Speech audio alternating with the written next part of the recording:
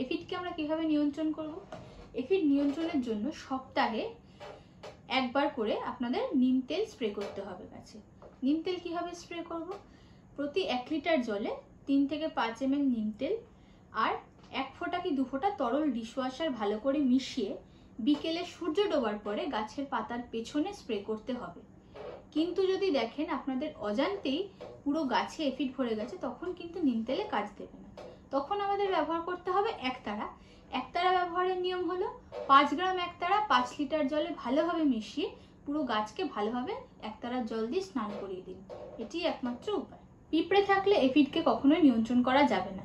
তাই পিঁপড়ে কমাতে টবের চারিদিকে আপনারা দারচিনির গুঁড়ো ব্যবহার করতে পারেন বা বরিক পাউডার ব্যবহার করতে পারেন, যাতে পিঁপড়ে অনেকটাই কম আসবে। কিন্তু কিছু নিয়ম আপনাদেরও মানতে হবে।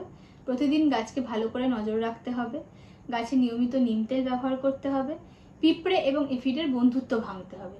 এটা করতে পারলেই আপনাদের গাছ থাকবে সবুজ, ফুলে ভরা এবং সুস্থ। ভিডিওটি যদি ভালো লাগে অবশ্যই একটি লাইক করবেন, অন্যান্য টিপস পেতে কমেন্টে জানাবেন এবং পাশে থেকে সাবস্ক্রাইব করে দেবেন। ধন্যবাদ।